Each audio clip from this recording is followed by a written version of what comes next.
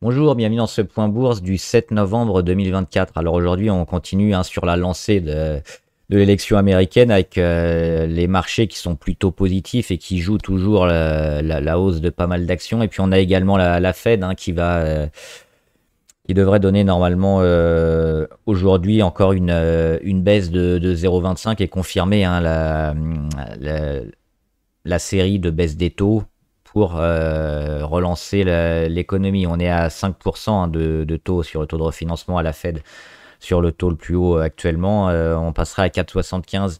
Donc décision à 20 heures, je crois, heure de Paris. Alors comme d'habitude, avant de commencer, je rappelle que les informations et analyses données sur cette chaîne sont données à titre indicatif et ne peuvent pas être considérées comme un conseil en investissement. L'investissement boursier est risqué, vous êtes responsable de tous les investissements que vous faites. Aujourd'hui, quelques chiffres, notamment. Alors, il y a aussi eu la Grande-Bretagne qui a baissé ses taux, elle aussi de 0,25. Donc, c'était attendu.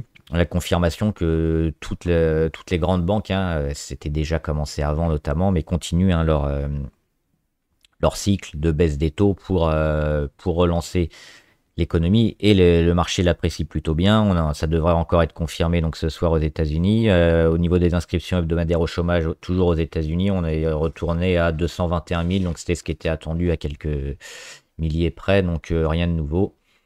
Sur ce plan-là, on regarde la Chine notamment avec le X-Tracker Harvest CSI 300 pour voir qu'on a un début de rebond. C'est ce qu'on attendait, on l'avait dit ces derniers jours notamment.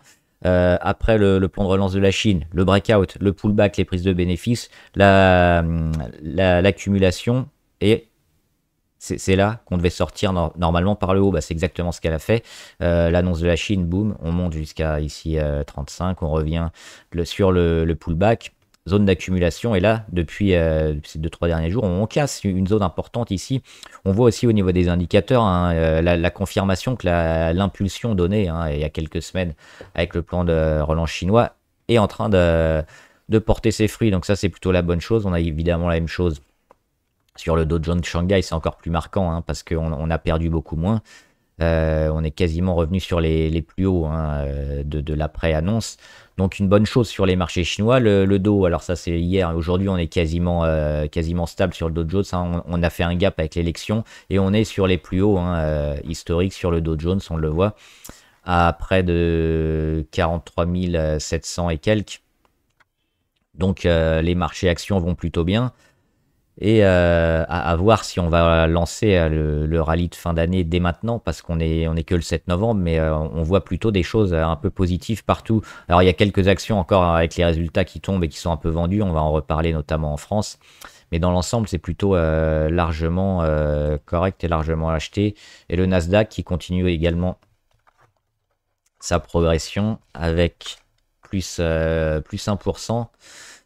Et lui aussi, il nous met que du vert et un plus haut historique sur les technologies américaines. Donc là aussi, hop, je vais l'alerte, c'est toujours haussier sur le Nasdaq. La petite Conso Express a été rachetée depuis et on suit toujours un mouvement largement haussier. On va regarder le CAC 40 avec pas mal de résultats dernièrement. Toujours en mode construction. On a comblé le gap hier, notamment sur les 7506. Mais on est un peu plombé, notamment par quelques résultats d'entreprises qui ne permettent pas pour l'instant la hausse. Alors moi, je pense qu'elle devrait arriver quand même au niveau de l'indice assez prochainement.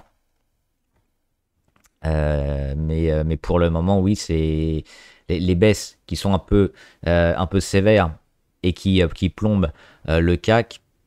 Elles seront revues à la moyenne ces prochains jours. Et avec les autres hausses qui vont porter le CAC, on devra avoir un indice qui va monter ces prochains jours. Parce que les baisses, là, ils ont quand même été assez sévères et exagérées pour beaucoup. Alors, on n'a pas Air France au CAC. Je vais juste commencer par Air France, qui a donné des résultats et plutôt moyens sur Air France. Gap baissier. Et on est toujours dans grosse séquence négative, hein, malgré le fait qu'on ait quand même un secteur de l'aéronautique plutôt fort. Le problème, c'est un peu la dette sur Air France. Elle a du mal et elle confirme pas encore un échec ici sur la moyenne à 200 qui confirme hein, sa grosse baisse. Par contre, ce qui est intéressant, c'est ce qu'elle a fait là hein, dernièrement, notamment depuis le support ici à 7,41 qui date du mois d'août. Donc on peut espérer, et puis la cassure ici au mois de septembre d'une oblique, on peut espérer que ce soit la fin de la baisse. Alors, évidemment, on ne retourne pas une baisse en hausse en V directement, hein, sauf quelques rares technologiques, mais le but du jeu maintenant, bah, c'est de construire et puis d'aller chercher ces niveaux-là, encore une fois, pour confirmer le retournement d'Air France. Mais pour l'instant, on va quand même se mettre dans de la construction qui peut durer longtemps, et vu les derniers résultats, ça pourrait mettre encore plus longtemps que prévu. Donc, plutôt à éviter ou à regarder au mieux. Au niveau des grosses variations, ArcelorMittal, comme d'habitude, hein, on a parlé avec la Chine qui va mieux. Arcelor, ça va leur permettre de vendre beaucoup plus d'acier.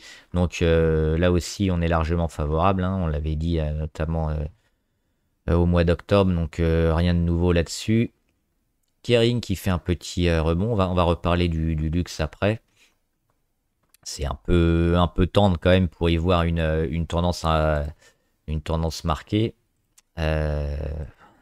Sur Kering, mais là aussi peut-être la fin de la baisse, mais c'est encore un peu tôt hein, sur Kering. Thales plus 4. Je suis sur Thales. Hein, c'est les défenses, on en a parlé hier, je crois. Les valeurs de défense à avoir. Hein, on parlait aussi il y a quelques temps des actions cybersécurité ou IA technologique à avoir en son portefeuille. Bah, la défense, c'est également un secteur qu'il faut détenir dans son portefeuille. Et Thales faisait partie des favorites pour moi. Donc là, c'est la confirmation avec en 3 jours une progression assez importante parce qu'on prend 9% et demi en 3 séances. Donc on est parti pour un beau run et surtout les volumes. Il y a beaucoup de gens qui rentrent sur Thales. Ça ne trompe pas. Hein. Quand on voit 3 jours comme ça d'affilée avec des volumes intéressants, c'est toujours super favorable. Legrand, voilà l'exemple d'une baisse qui me semble un peu sévère parce que 7% sur Legrand. Alors il y a toujours les centres de données hein, qui devraient porter un peu le titre, notamment pour la gestion de l'électricité et des coûts électriques en baisse. Donc pour moi, c'est toujours plutôt positif et je verrais plutôt ça comme une opportunité d'achat, hein, même si le marché l'a clairement vendu pour le moment. Ce qu'il faut regarder, ce sont les niveaux clés et généralement les niveaux clés. Quand on y est revenu, à savoir la moyenne à 200 ici, février 2024, ici, août 2024 et probablement maintenant au novembre 2024, s'ils sont rachetés, on aura une confirmation qu'il faut se replacer. Par contre, attention, oui, si on vient à casser franchement les 96, là aussi, ça remettra plus tard, je pense. Donc peut-être pas se précipiter, mais sur le moyen long terme, ça reste une action solide, Legrand, et on la voit pas péricliter prochainement, surtout avec les besoins, notamment sur les data centers et l'argent qui attire des data centers qui est de plus en plus important dans sa ligne de stats. Crédit Agricole, les chiffres ont été moyens hein, par contre, par rapport à ce qu'elle nous avait habitué dernièrement. Donc on voit une petite baisse, mais là aussi sur des niveaux clés. Donc c'est ces niveaux-là qu'il faut tenir, qui ont des chances d'être achetés. Et si on les casse, on se posera éventuellement la question. Mais pour le moment, ça reste dans la figure. Et ça reste peut-être une opportunité d'achat à voir toute cette fin de semaine, notamment si on tient les 13 € sur Crédit Agricole. Et BNP, elle commence à casser aussi les 61, mais elle revient sur les 58. Alors elle avait déjà bien marqué, mais ça avait été racheté hein, le jour, notamment le fameux 5 août, post-carry trade notamment, où ça avait été racheté, où on avait un peu fortement enfoncé les 58. Donc là aussi, un niveau à garder. Peut-être que les 0,25 de la Fed tout à l'heure hein, devraient aider aussi les bancaires européennes. On verra. là aussi, ça me semble un peu dur sur ces valeurs-là. Alors même si la Société Générale avait été un peu meilleure, notamment sur la banque au détail, et puis le retour un peu des prêts à la consommation, et puis à l'immobilier, ça devrait booster ces valeurs bancaires. Donc, je suis pas trop inquiet sur le moyen terme. Et là aussi, sur les bancaires, plutôt favorable pour le moment. On va regarder quelques valeurs du portefeuille avant de voir les valeurs abonnées, notamment celles qui sont intéressantes et qui sont plutôt volatiles. Un petit point sur Adidas, hein, on l'avait noté ici, on est pile dans la zone d'achat pour le retour, puisqu'on est sur le point bas, et on a le gap à 204 qui n'a pas été comblé, on est déjà en train de réagir, on fait plus 4 aujourd'hui quasiment. Toujours haussier hein, sur Adidas, je pense. Alibaba qui est pas loin de recasser les 102, 103. C'est peut-être ce niveau-là qu'il faudra avoir pour confirmer le retour d'Alibaba au premier plan, mais avec la Chine hein, qui rebondit. Moi, je suis plutôt acheteur également sur pas mal de valeurs chinoises, même dans le secteur auto. Donc, c'est toujours plutôt à acheter. Amazon, plus 1,8, ça n'arrête pas. Et là aussi, il y a des beaux chandeliers verts avec quasiment pas de mèche. Hein. Ça veut dire que durant la séance, on fait que acheter, que acheter, que acheter. Et puis, il y a la cloche finalement qui nous arrête. Mais sinon, ça continue. Donc, quand on voit comme ça des chandeliers super hauts et avec quasiment pas de mèche au-dessus, alors là, on a une petite, c'est pas catastrophique. Bah, c'est toujours plutôt favorable pour la suite et le court terme. Sur Amazon, en plus, les fondamentaux sont super, hein, on en a parlé souvent, donc c'est une valeur plutôt à garder pour le moment et éventuellement à renforcer, même si le point de renforcement était plutôt sur les 200.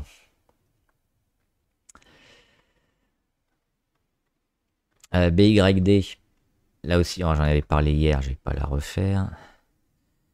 Le cuivre, le rebond, hein, le cuivre n'avait pas vraiment de raison de baisser à ce point-là. Donc, c'est de la volatilité avec ces mouvements un peu erratiques et les algos aussi qui prennent probablement le pas. Donc, aujourd'hui, on a une rectification et on retrouve finalement le cuivre hein, sur les niveaux qui étaient déjà là ces derniers jours. Donc, plutôt logique. Toujours des points à acheter hein, sur le cuivre qui est largement haussier. Pour moi sur le moyen et le long terme, donc toujours acheteur. Géo Group qui continue, hein, impressionnant. Le centre pénitentiaire et psychiatrie hein, aux États-Unis, est-ce qu'ils sont allés chercher les niveaux qu'on espérait? C'était les 23, je crois. Hop, on va regarder. Ouais, 23-17, bah voilà, c'est l'objectif.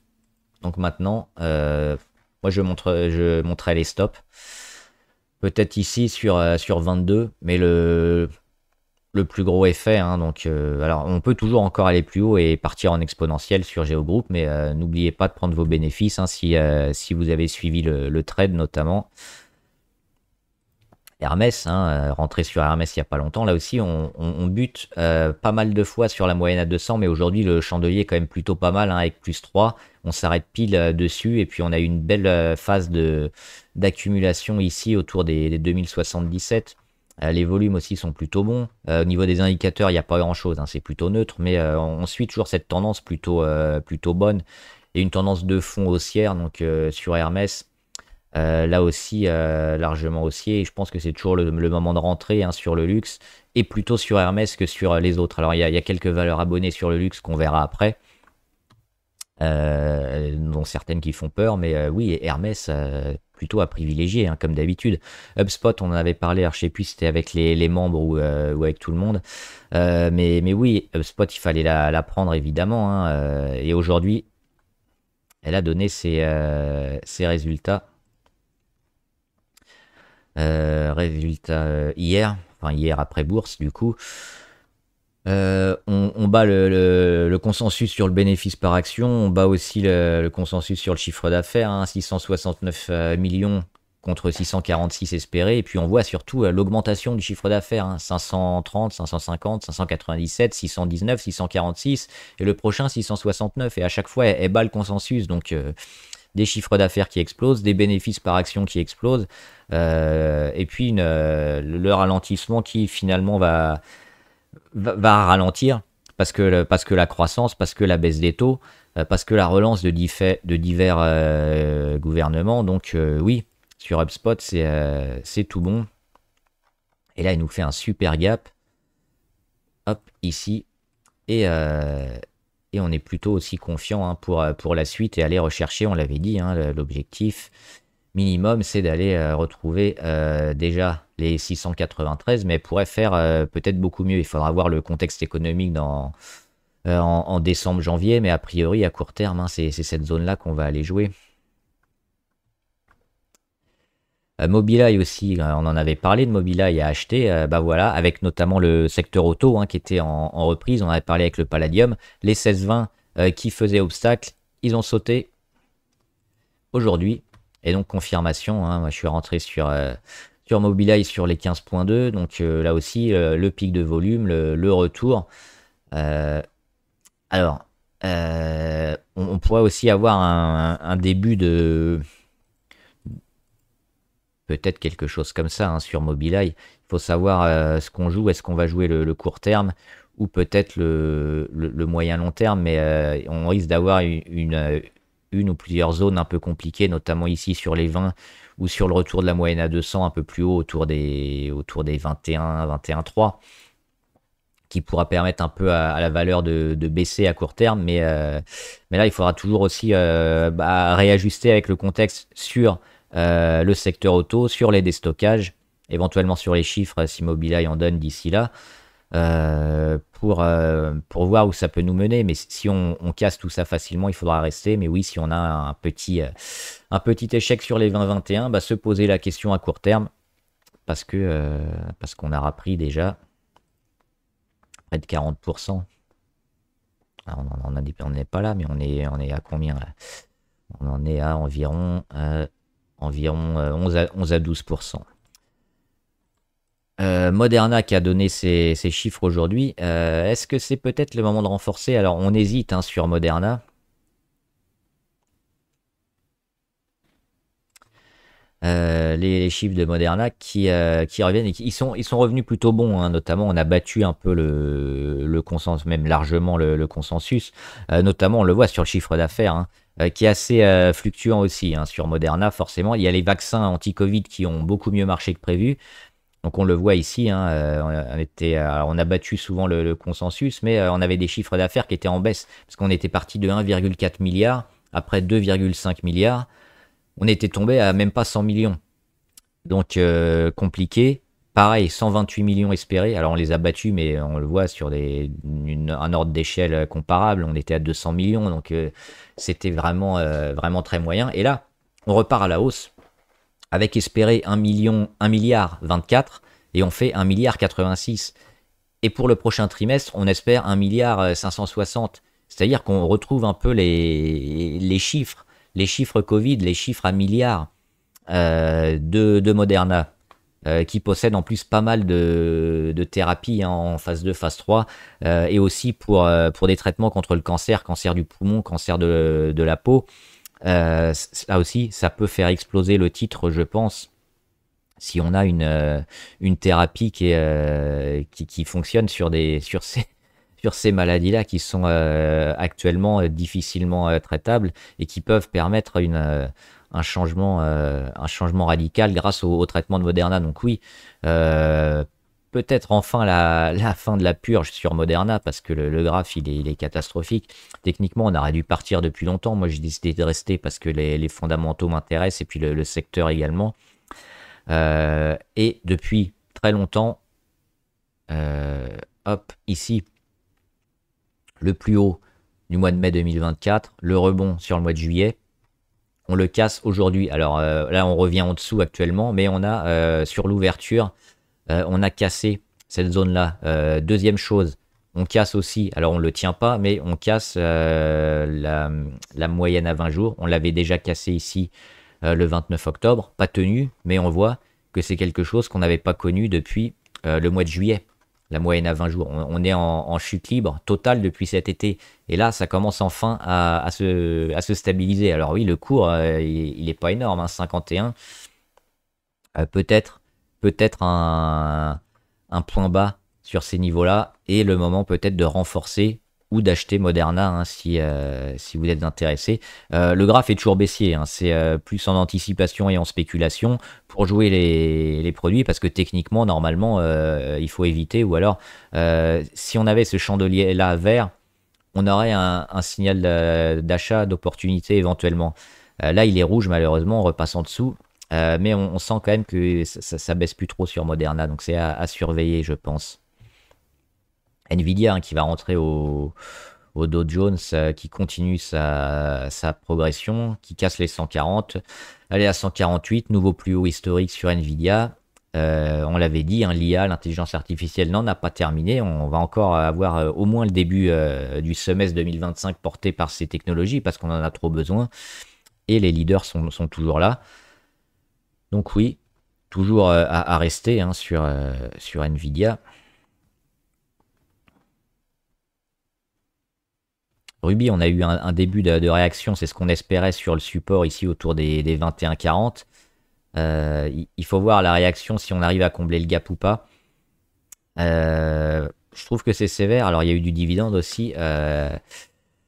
Ça peut se jouer, même si là aussi techniquement on est baissier. Hein. On a eu un double échec ici sur moyenne à 200. On est dans une phase compliquée, mais avec quand même le recul et puis les fondamentaux qui sont loin d'être horribles. La rentrée au capital de gros investisseurs, c'est des niveaux assez bas qui peuvent s'acheter, je pense, sur Ruby. Pour les plus prudents, on évitera, mais sinon, on est quand même proche de niveaux de valorisation assez faibles qui permettent de rentrer. Alors pas à moindre risque parce que le graphe est baissier, parce que l'entreprise est vendue pour le moment, mais c'est quelque chose éventuellement sur une demi ou un quart de position à tenter. La défense, toujours, hein, on parlait de Thales, mais Sab qui revient, hein, et on le voit bien hein, sur Sab, cassure d'oblique, travail de moyenne à 200, et puis depuis, elle l'a tenu. Hein. C'est ce travail-là qu'on regarde, depuis la cassure du 22 octobre, tout ce travail-là qui se fait au-dessus de l'oblique, qui se fait autour de la moyenne à 200, et qui doit permettre l'accumulation avant le redémarrage, donc un jour ça va bien, un jour ça va pas bien, mais puis on va baisser en volatilité, et puis normalement on doit repartir fortement. C'est un schéma classique de graphe quand on a ce genre de configuration.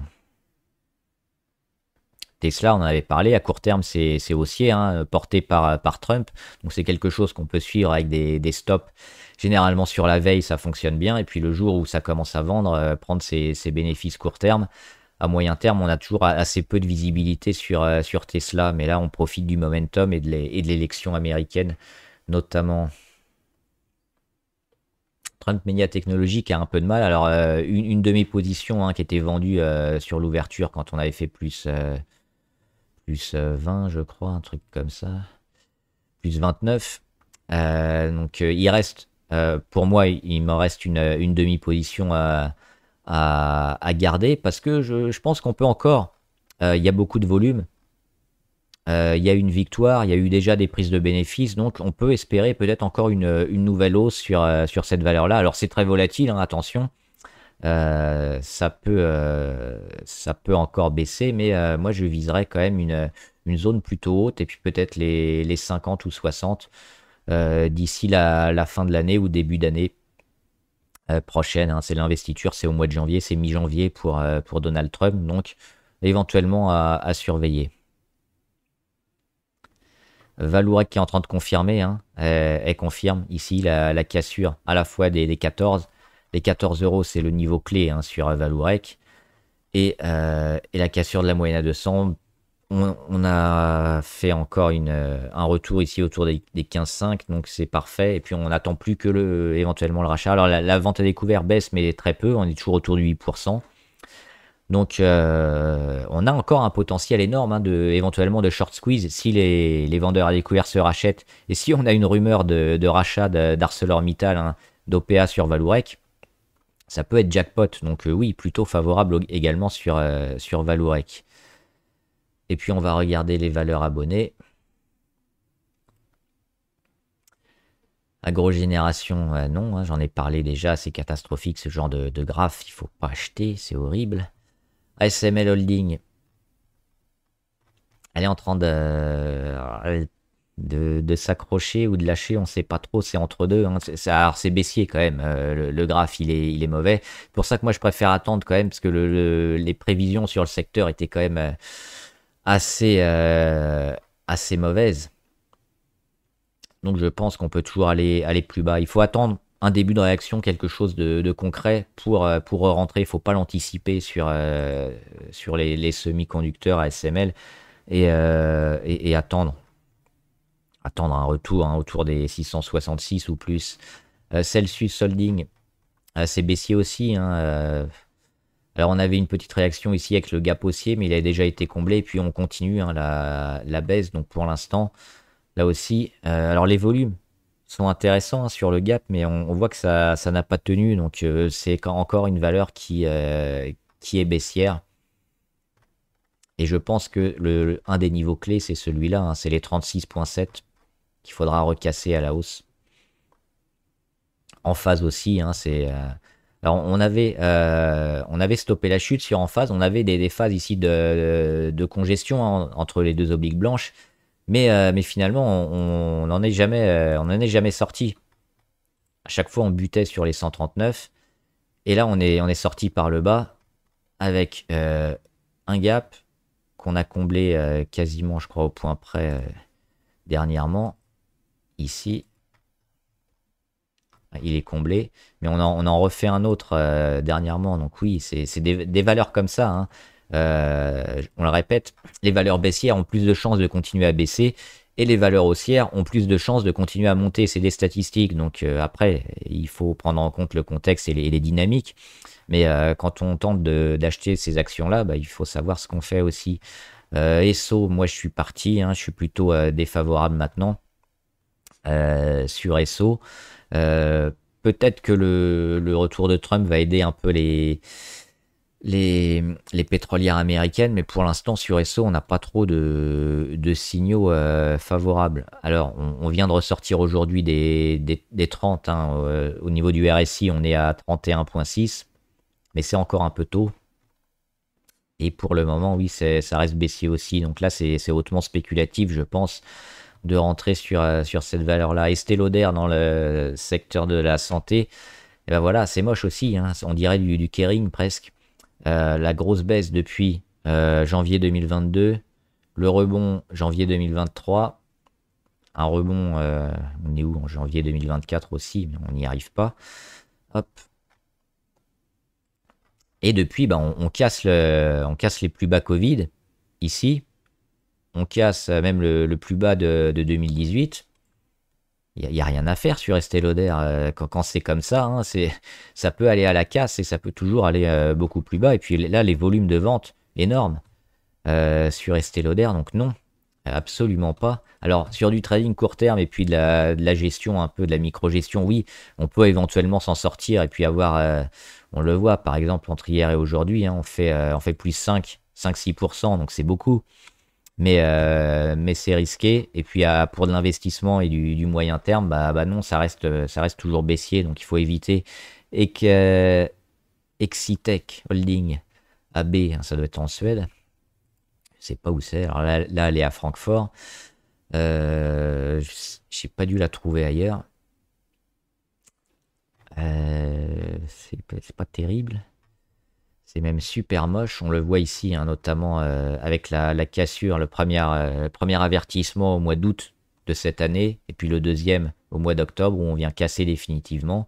Alors là, on a le rebond technique, parce qu'on est allé sur les plus bas. Alors on voit pas trop, hein, ça doit pas être son marché de référence. Elle doit coter en Suède. Et aujourd'hui, on est où? On est là. Donc là, on est dans le rebond technique, mais c'est plutôt baissier, hein. Il faudrait quand même beaucoup de changements et beaucoup de temps pour revenir à la hausse. Alors on le voit bien, hein. À court terme, oui, on a le rebond technique qui va se mettre en place. Peut-être ici, mais après, c'est ce qui va se passer après qui nous intéresse. Ferrari. Alors le petit coup sur les résultats Ferrari n'a pas fonctionné parce qu'au bout d'un pour cent, 1,5%, je suis parti. Pas grave. Par contre, la baisse a été énorme et on n'a pas trop de rebond, et elle est en train de faire un M. Et on sait que le M, quand on le casse par le bas, bah c'est mauvais. Hein. On l'a ici, la figure en M. On est revenu dessus. Donc on est sur des niveaux de risque assez importants maintenant. Alors il y a aussi des probabilités de rebond, mais je pense qu'il faut... alors pour les plus aventuriers, oui, on peut acheter, tenter le rebond sur Ferrari, parce qu'on l'a dit, hein, sur le moyen long terme, on est plutôt largement favorable. Mais c'est peut-être des niveaux qui seront cassés et qui nous ramèneront ici, hein, vers les 380 avant de repartir. Sur le long terme, moi je pense que Ferrari va performer. Maintenant, sur le court terme, les résultats ont été plutôt mal accueillis et il n'y a pas trop de réaction derrière.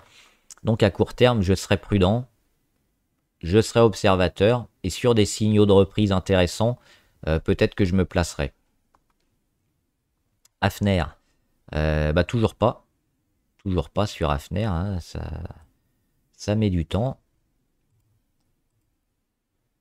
Mais on surveille, et puis ça peut péter fort, mais là, c'est dommage parce qu'on n'avait plus trop de volatilité, puis on retrouve des gros chandeliers, donc il faut, je pense, avoir encore quelques jours où il se passe pas grand-chose avant peut-être de rentrer, hein, sur Hafner. Énergie, c'est, je pense, une valeur spéculative intéressante à tenter. Ici, entre les 0,96 et puis le cours actuel, on va attendre qu'elle se calme un peu et peut-être tenter un coup très prochainement. HelloFresh, toujours sous le gap, il faut attendre. Alors même si la dynamique court moyen terme est en train de redevenir positive, il y a toujours un peu de travail à faire sur HelloFresh. Je ne sais plus si on avait parlé des fondamentaux, mais le secteur en lui-même a beaucoup perdu, hein, sur la livraison à domicile. Compliqué. C'est pas le secteur que je jouerais, à moins d'avoir quelque chose comme des rachats justement de concurrents qui pourraient être intéressants. C'est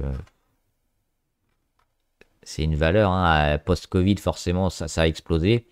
On cotait à quasiment 100 euros. On est à 10 euros. Ça a été divisé par 10. Ouais, c'est risqué. Maintenant, c'est pareil pour du court terme, hein. Pour jouer des rebonds, c'est pas mal, parce que là, on le voit, à 67%, c'est énorme.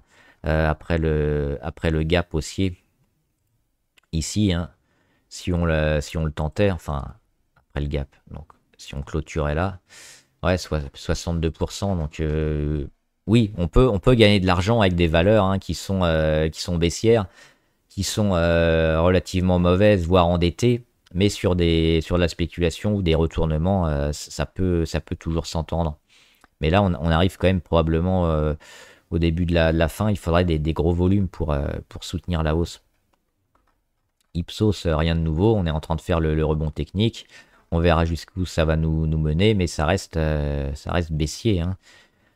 Je pense qu'avant de redevenir acheteur moyen terme, bah, il faudra printemps 2025, mais pas avant. L'Oréal, toujours pas. Alors ça bouge, ça se bat, mais ça continue de descendre. On frôle les 30 niveau RSI, mais on va pas en dessous, ça c'est peut-être bien. Et puis, est-ce qu'on a des supports éventuellement ici sur lequel on est? Allez, 320, 340. Bah, on est entre les deux. Non, 340, ils sont où? Ils sont là. Pourquoi je les vois pas, les 340? Ah, ils sont là. Les 340, on est dessus. Oui, on est dessus, mais on peut aller encore un peu plus bas vers les 320. Pour l'instant, il faut attendre, hein. Le secteur du luxe a du mal. On l'a dit, sauf les leaders souvent qui surperforment, donc Hermès. Les autres, il faut attendre. Alors, avec ce qu'Hermès est en train de faire, ça pourrait donner le signal pour les autres.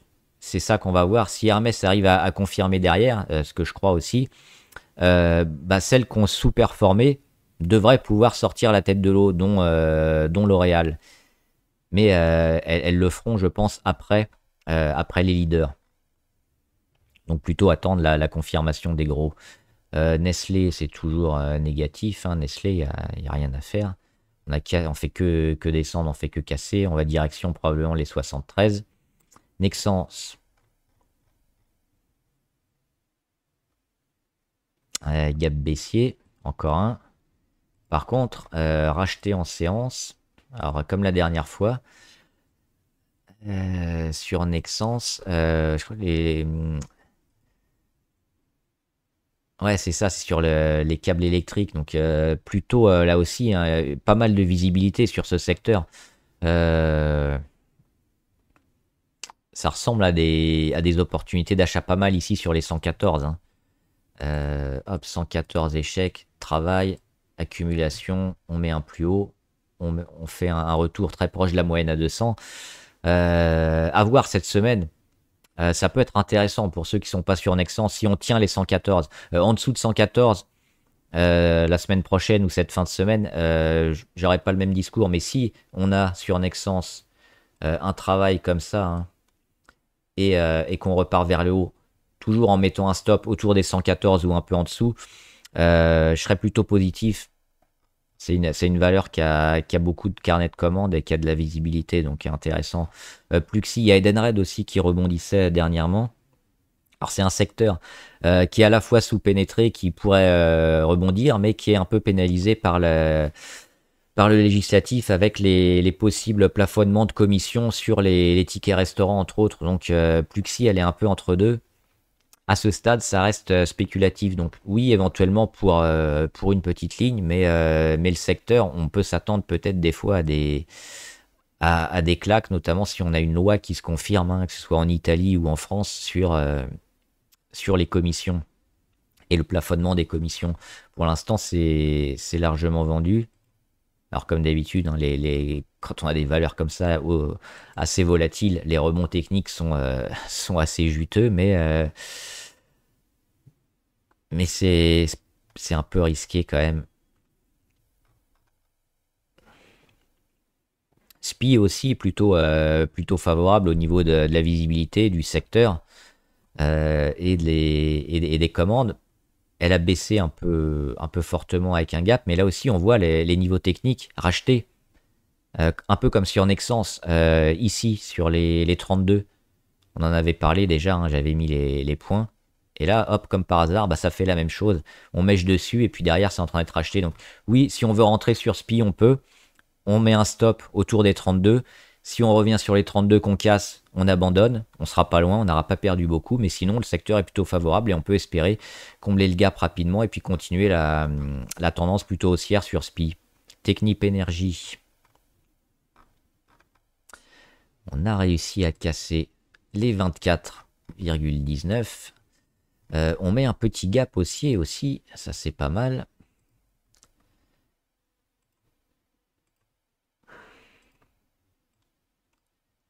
Et donc sur Technip, bah plutôt positif. Maintenant, ouais, c'est dommage parce que là on est déjà en train de revenir pour combler le gap.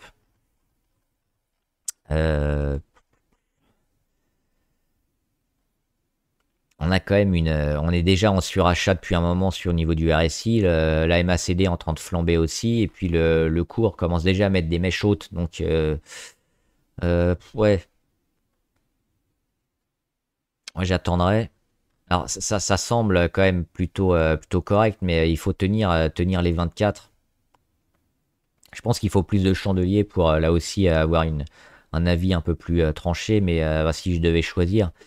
Oui, j'achèterais le retour sur les 24, c'est-à-dire ça, hein, le comblage de gap, retour sur les 24, accumulation et redémarrage. Donc c'est le scénario privilégié. Vertive qui progresse, alors je ne sais plus quand on en avait parlé, peut-être ici, hein, notamment. Alors oui, ici ça s'achetait, hein, sur les 75-80. On est revenu sur la résistance à 108 et on a réussi à la casser finalement. On met un gap, donc là aussi largement favorable sur Vertive. Si on y est, il faut rester. Rentrer maintenant, c'est peut-être un peu haut, c'est pas le meilleur des moments. Mais ça reste haussier, plutôt favorable, hein, sur Vertive. Xpeng, oui, dans le secteur auto, on l'a dit, hein, BYD, Xpeng, retour de la Chine. Le palladium explose, donc a priori, ces valeurs-là sont à acheter. Et plutôt très favorable sur les chinoises, même avec l'élection de Trump. Hein, ce qu'ils ne vendront pas aux États-Unis, ils le vendront en Europe. Plus 17% aujourd'hui. Sur Xpeng, alors un abonné qui m'avait dit qui était à, je sais plus, 16 je crois, de PRU. Bon, on en est plus loin. Et puis on voit quand même une belle phase ici de retournement. Ça manque un peu de volume, c'est juste ça. Mais on voit la phase de retournement long terme. On a eu déjà un breakout ici, le pullback sur les 10,48. Et là, on casse le plus haut sur le breakout. Donc ça, c'est intéressant. Au niveau des 13,76, on l'a cassé rapidement. Donc il y a une dynamique assez forte quand même toujours sur Xpeng. Donc a priori, c'est pas le moment de partir. Le but, ce sera de rechercher notamment les 18 ou 19 éventuellement, même si ça semble peut-être un peu loin. Mais surtout les volumes. Alors les volumes sont constants, mais pas énormes. Ça manque d'un gros peps éventuellement. Mais ça reste largement favorable hein, sur Xpeng. Moi, je serais plutôt acheteur. Genre, je suis sur BYD. J'ai pas pris les deux. J'aurais pu prendre éventuellement un ETF avec les deux dedans, mais j'ai choisi BYD. Mais Xpeng aussi me semble plutôt haussier hein, à moyen terme. Donc à rester. Et puis ZIM, Integrated Shipping, c'est bien. Parce que alors, il y a eu des dividendes, forcément. Tout refaire. Voilà. Les 23,50 ont servi de résistance. On l'a cassé une fois, on y revient, mais surtout ce qu'on voit à chaque fois, c'est ce qu'on rend. On rend ici,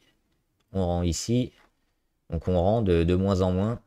Et là, on rend là. Donc en gros, on passe de 18 à 21,3 à 22,9 avec aussi une petite congestion. Hop, ici.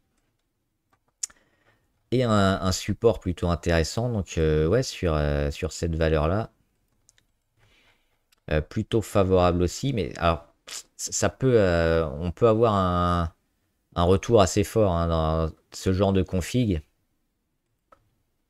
On peut revenir fortement ici sur les 16.